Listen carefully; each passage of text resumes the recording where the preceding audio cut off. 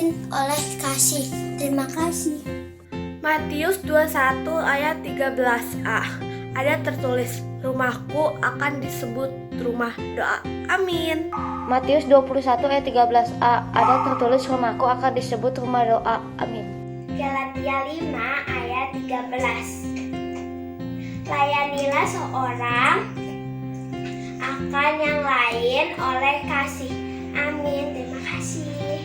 Galatia 5 ayat 13. Layanilah seorang akan yang lain oleh kasih. Terima kasih. Galatia 5 ayat 13. Layanilah seorang akan yang lain oleh kasih. Bye-bye semuanya. Galatia 5 ayat 13. Layanilah seorang akan yang lain oleh kasih. Good job, dadah. Galatia 5 ayat 13. Layanilah seorang akan yang lain oleh kasih. Galatia 5 ayat 13. Layanilah seorang akan yang lain oleh kasih. Terima kasih. Galatia 5 ayat 13. Layanilah seorang akan yang lain oleh kasih. Terima kasih. Matius 21 ayat 13a. Ada tertulis, rumahku akan disebut rumah doa. Galatia 5 ayat 13. Layanilah seorang akan yang lain oleh kasih. Terima kasih. Bye-bye. Matius 21 ayat 13a. Ada tertulis, rumahku akan disebut rumah doa. Terima kasih. Galatia 5 ayat 13. Layanilah seorang akan yang lain oleh kasih. Matius 21 ayat 13a. Ada tertulis, rumahku akan disebut rumah doa. Amin. Galatia 5 ayat 13. Layanilah seorang akan yang lain oleh kasih. Galatia 5 ayat 13. Layanilah seorang akan yang lain oleh kasih. Amin. Matius 21 ayat 13. Dan berkata kepada mereka, ada tertulis, rumahku akan disebut rumah doa, tetapi kamu menjadikannya sarang penyamun. Galatia 5 ayat 13. Layanilah seorang akan yang lain oleh kasih. Terima kasih.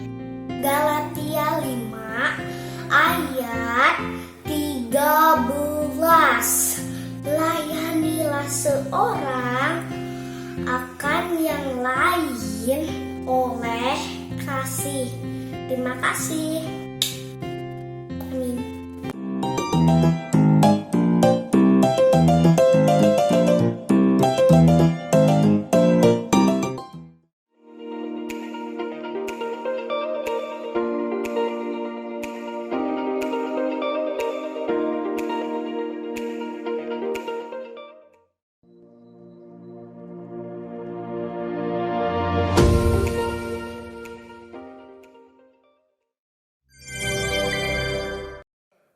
Shalom, selamat pagi adik-adik Victory Kids. Selamat pagi Kak Yose. Selamat pagi Kak Sarah. Selamat pagi Kak Denis. Kak Denis nggak punya mic jadi nggak bisa ngomong. Adik-adik, siapa di sini yang sudah semangat mau ikut ibadah? Kak Yose Yuk, semangat? siapa? Oh, semangat banget. Oh semangat sekali dong, kita harus semangat. Kalian juga harus semangat dong kalau di rumah. Harus. Nah adik-adik, hari ini kakak, Kak Sarah dan Kak Yose mau ajarin lagu baru, betul ya? Betul. Nah lagu barunya itu bercerita tentang kalau Tuhan tuh gak suka sama anak yang suka melakukan dosa. Kita tuh harus membuat Tuhan Yesus tersenyum. Senang. Iya, membuat Tuhan Yesus senang. Gak membuat Tuhan Yesus sedih. Kita coba lagunya ya. Dan jangan lupa pakai gerakan adik-adik. Yuk kita sama-sama berdiri.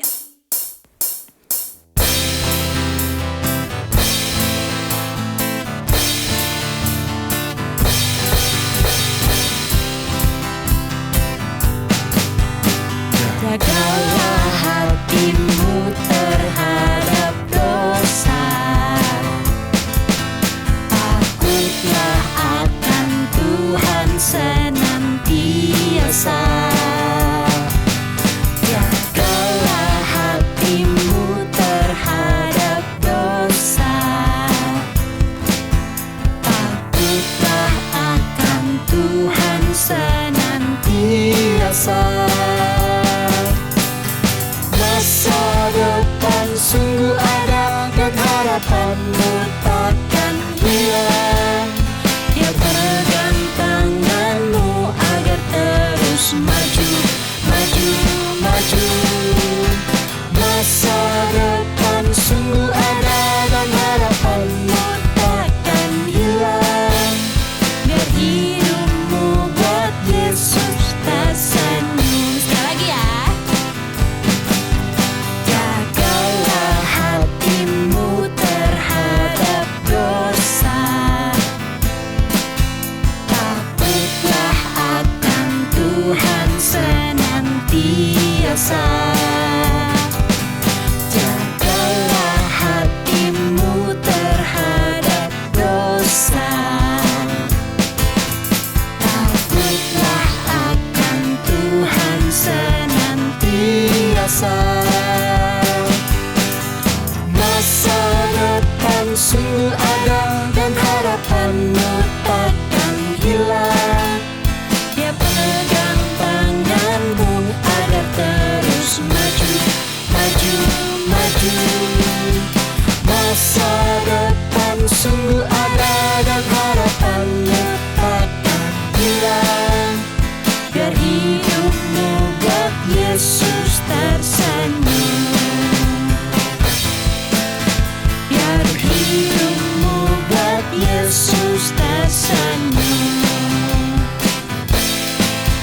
Biar hidupmu buat Yesus tersenyum. Yeay. Masih semangat Kak Yose? Masih dong. Oh semangat sekali Kak Yose. Sekarang kita mau nyanyi pujian yang kedua ya adik-adik. Harus lebih semangat ya. Yuk.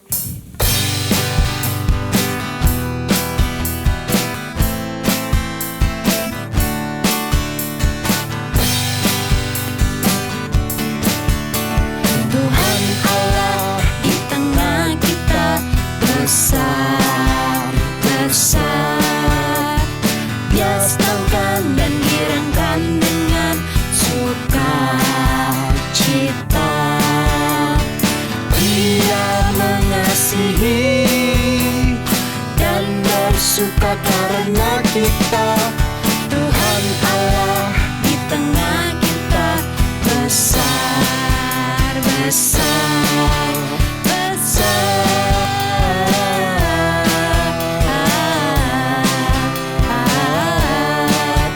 Besar. Tuhan Allah di tengah kita besar, besar. Dia senang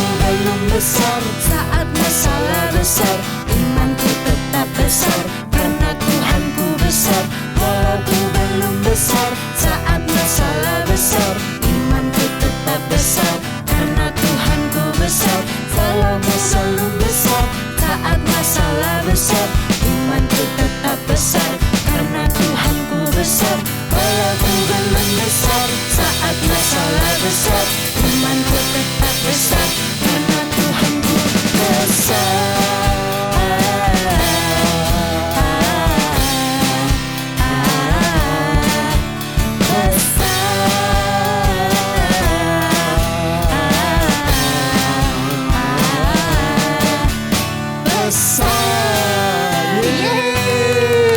Adik-adik sekarang boleh duduk kembali karena kita mau mendengarkan firman Tuhan.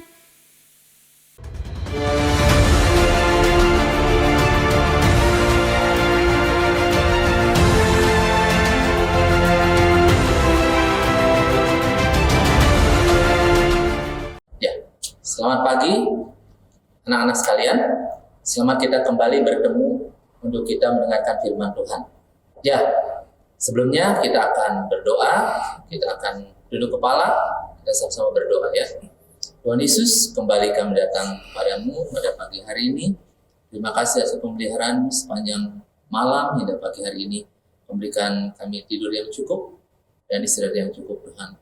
Terima kasih juga atas pemeliharaan-Mu sepanjang minggu ini, sehingga kami boleh melakukan setiap aktivitas kami, sehingga semuanya boleh berjalan dengan baik Tuhan. Kami bersyukur punya Allah seperti Engkau Tuhan. Karena kalau sebentar kami akan dengar firman Tuhan, mari Tuhan tolong pimpin kami, ajar kami untuk kami boleh duduk diam dan boleh mendengarkan dengan baik Tuhan. Berkati kami semua, berkati hamba-Mu yang akan mendengar firman-Mu juga Tuhan. Terima kasih Tuhan Yesus, kami bersyukur atas pimpinan-Mu dan berkat yang sudah berikan dan kami siap untuk mendengar firman-Mu. Di dalam nama Tuhan Yesus kami sudah berdoa dan mengucap syukur. Haleluya. Amin. Ya, pagi ini saya mau bertanya. Siapa di sini yang pernah bingung atau merasa nggak tahu gitu ya, satu masalah atau satu pelajaran, misalkan kalian di sekolah, apa yang akan kalian lakukan? Ya, kalian pasti akan bertanya. Mungkin kalian bertanya akan kepada siapa? Pertama mungkin ke kakak kalian, kalau kalian punya kakak, atau ke kakak kelas, atau ke teman misalkan ya, sehingga kalian untuk mendapat jawaban daripada pertanyaan yang mungkin yang menurut kalian, ini pertanyaannya apa ya, pelajarannya gimana ya, saya nggak ngerti gitu. Nah, kadang-kadang kita juga bingung. Tetapi kalau kita sudah bertanya ya pada mungkin orang tua kita, teman kita, kakak kelas kita, atau siapapun, maka kita bisa mendapat jawaban kalau memang jawaban itu dapat dijawab dengan benar oleh mereka semua. Nah, dalam pelajaran pada pagi hari ini, kita mau belajar tentang bagaimana ada seorang ahli Farisi atau pemuka agama. Dia adalah seorang pengajar juga, orang Yahudi. Dikatakan dia orang Farisi, berarti dia orang yang senantiasa mempelajari Taurat Tuhan. Tetapi karena dia adalah seorang Farisi, kalian tahu Farisi kan ya? Orang Farisi itu orang yang, seolah-olah dia mempelajari semua, tapi ya itulah, kalau kalian dengar firman Tuhan, kita jangan seperti orang Farisi. Kenapa? Dia hanya mempelajari tetapi tidak melakukan. Nah, ini ada seorang Farisi yang cukup terkenal pada zamannya, yaitu di zaman Tuhan Yesus. Namanya siapa? Ya, Nikodemus. Ya. Kita belajar dari Nikodemus. Nikodemus adalah seorang Farisi dan pemuka agama, juga orang ahli Taurat yang hidup pada zaman Tuhan Yesus. Pada saat itu Nikodemus sebetulnya mereka percaya bahwa Tuhan Yesus adalah anak Allah yang turun dari surga, ya. Karena mereka sudah banyak melihat mukjizat-mukjizat yang diberikan oleh Tuhan Yesus di tengah-tengah masyarakat pada waktu itu. Tetapi ya karena mungkin kalau Nikodemus dia merasa Tuhan Yesus adalah orang yang benar, ya.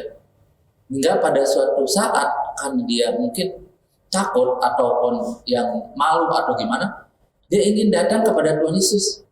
Tapi datangnya siang-siang atau malam-malam.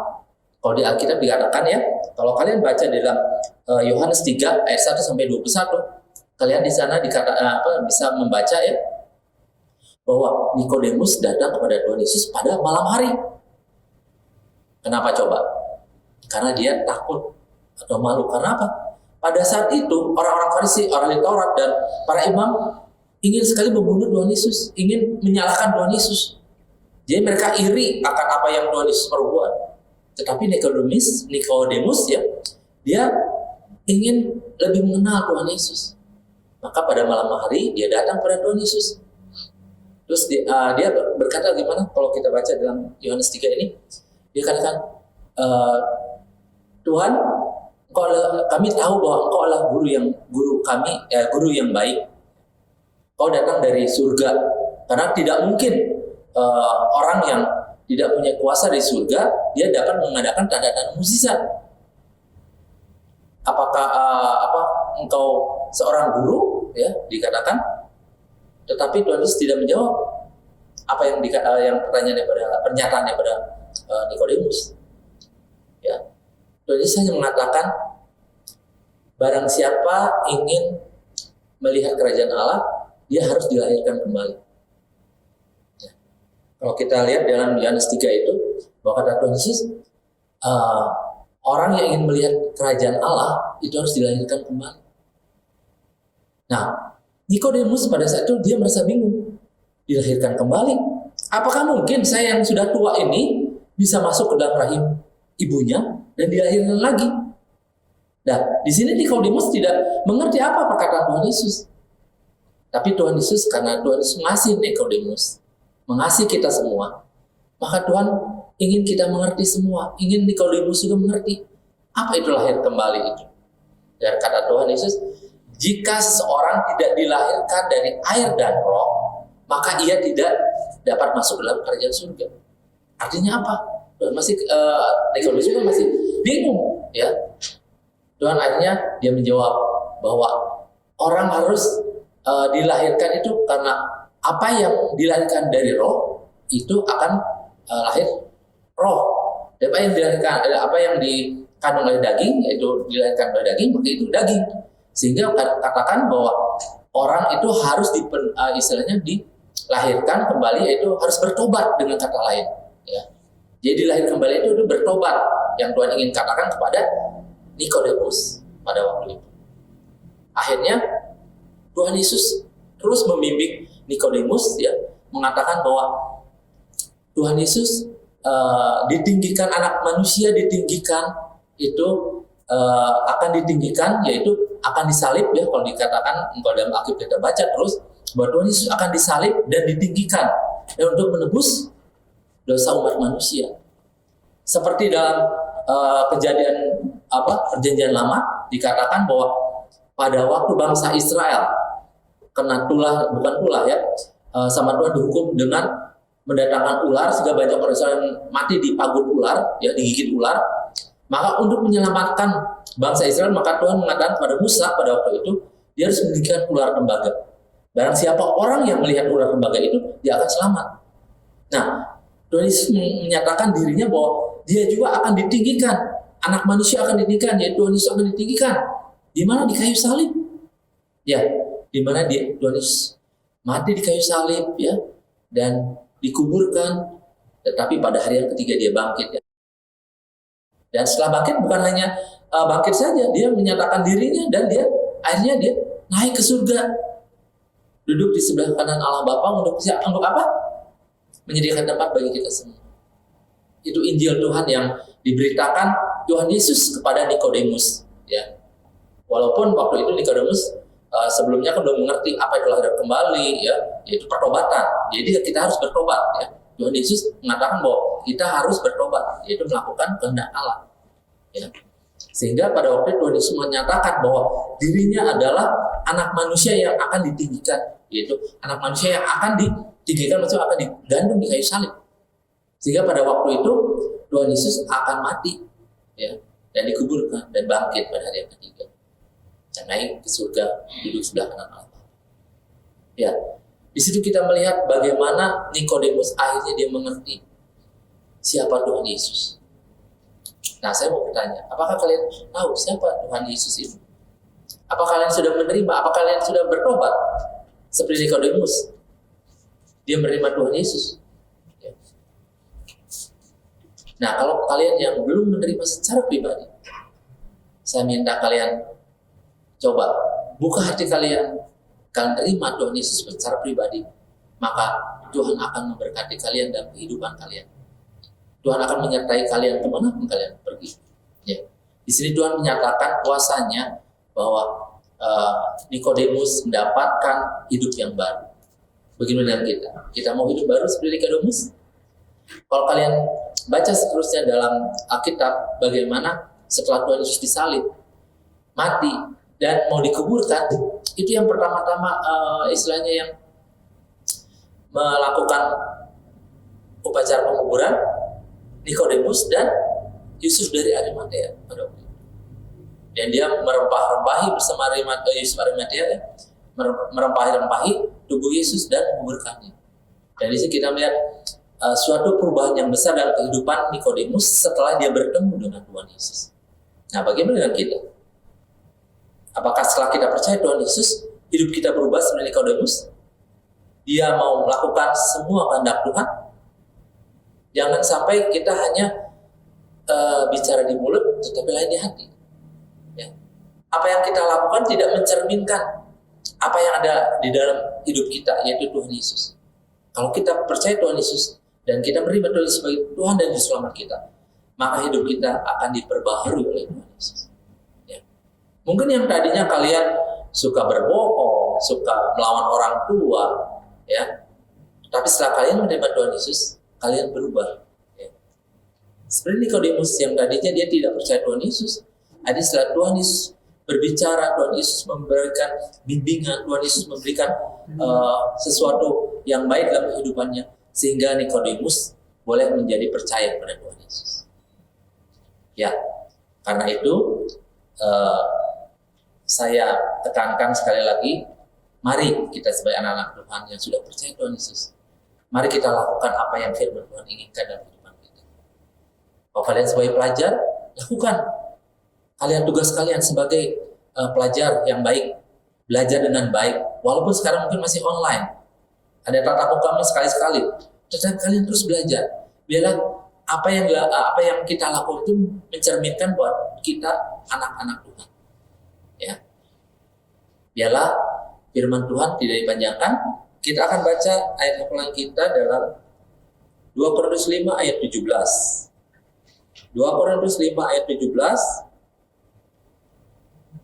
Kalian bisa buka ya.